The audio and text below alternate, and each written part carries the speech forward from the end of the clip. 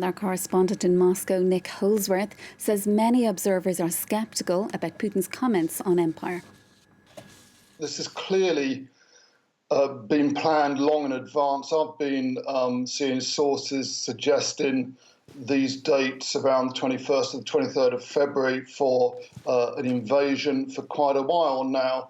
Now, some of those sources may not be mainstream or absolutely reliable, but they do seem to be fairly accurate. And this notion that Russia should recognize not only the territory under the control of Russian-backed secessionists in Luhansk and Donetsk, so-called People's Republics, but the territory beyond under Ukrainian government control.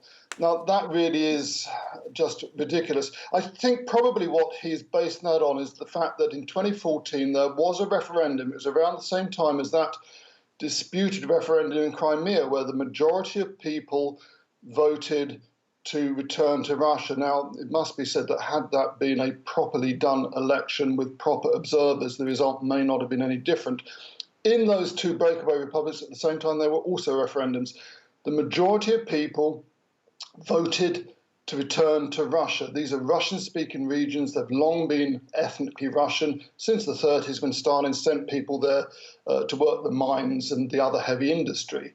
So you've got 4 or 5 generations of Russian speakers. It's a very, very Russian-speaking part of Ukraine. So based upon that, Putin seems to be saying, well, hang on, we should take the entire territories back. Now, that does mean that he would go further than the rebel front line, the line of contact, so-called, between the secessionist regions and the Ukrainian government-controlled regions. Then the issue, the other problem here, why we shouldn't believe Putin's word, is that really the intention does seem to connect those two secessionist areas up with the Crimea. And the only way to do that is through an area where there's the port city of Mariupol, which has always been under Ukrainian government control. There was fighting there in 2014, 2015. It's quite clear that unless Putin connects Crimea and those breakaway republics, he still has this sort of untidy little exclaves of Russian territory.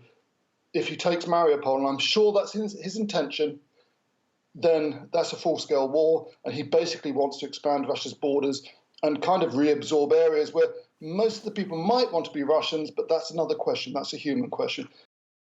Nick Holdsworth reporting there.